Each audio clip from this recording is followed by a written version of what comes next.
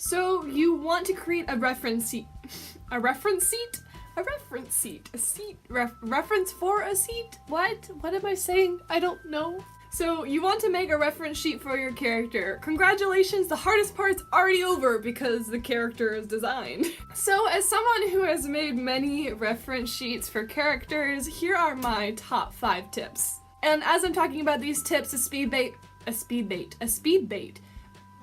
Duh! There'll be a speed paint playing of me creating a reference sheet for my character Tavian. He's a bit of an old character that I created a long time ago, and I just thought he kind of deserved a reference sheet, and it would be a good opportunity to create one to give as an example for this video. This is one of my simpler characters, but I kind of wanted to revive him because it's been a long time since I created him.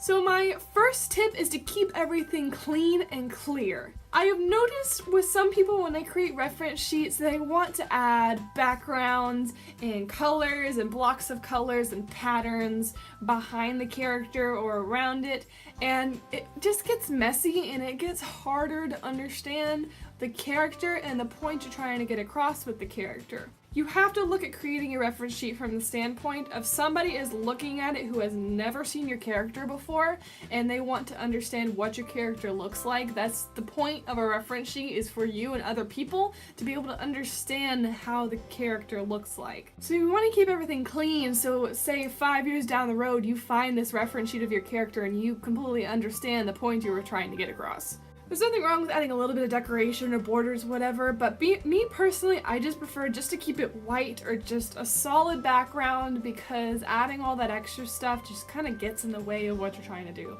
My next tip goes along with the first, and that's to minimize posing. It's not really gonna hurt if you pose your character a bit. I personally prefer not to have much of a pose at all or anything, just very simple, just a standing pose, because adding a very dynamic pose to your character when you're creating a reference sheet can add confusion to what the character has on them, and it kind of gets everything jumbled up and confusing. The poses and dynamic parts of a character are for when you're actually creating finished illustrations and not creating this reference sheet to come back to. You have to remember, this is your pattern, this is what you're going to be coming back to every time you create this character, and you don't want to kind of make the pattern hard to understand. Like for Tavian, I wanted to have a bit of a dynamic pose, but when it came to showing where his fins were and how they worked, it just didn't work. I needed to have a way to clearly show where his dorsal fins are and why there was only one fluke and one half of it, and really conveying my point and getting it across, and that wouldn't have really been possible if I had a very dynamic pose. My next tip is to stay consistent, especially with things like showing the face. If you're doing a profile angle and a front angle, you want to stay consistent in the proportions, and that's the same with the body. So create guidelines. If you're doing this digitally, just put it on a separate layer and create straight guidelines to go across your sheet so that you can make sure all the proportions are consistent. And if you're doing it traditionally, just draw really lightly, and then that'll leave you to be able to erase the lines later. Especially if you're doing it with line work, it'll be easy to erase. But if your sheet is not consistent, it'll just make it more difficult to understand down the road. Tip number 4 is to show as much as possible. You don't want to leave any detail out when you're creating this reference sheet. You want to make it very clear every aspect of your character. So like I said, down the road when you look at it, it'll be completely clear and understandable. I thought about just doing a front and side angle of Tavian and not do a back angle because it seemed to me to be a bit self-explanatory, but I thought having a back angle would make it more clear that he only has half of his fluke and the other half is not there. It also shows that the rest of him is completely symmetrical and how wide the dorsal fin is, and you can see that it's very thin, so adding that extra angle just makes everything even more clear.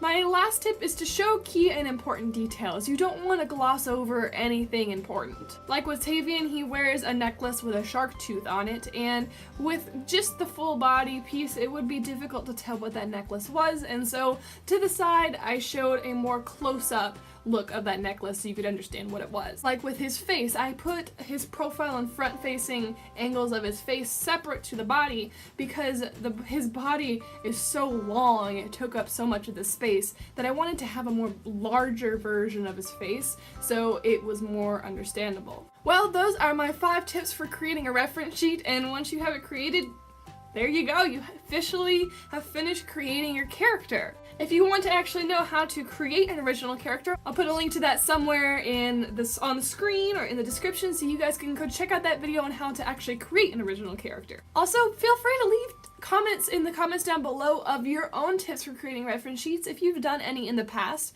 And even if you haven't created a reference sheet, comment any things that you've seen that are consistent within the reference sheets that you've seen people make, good or bad, to help everyone out and so we can all learn more about creating reference sheets together.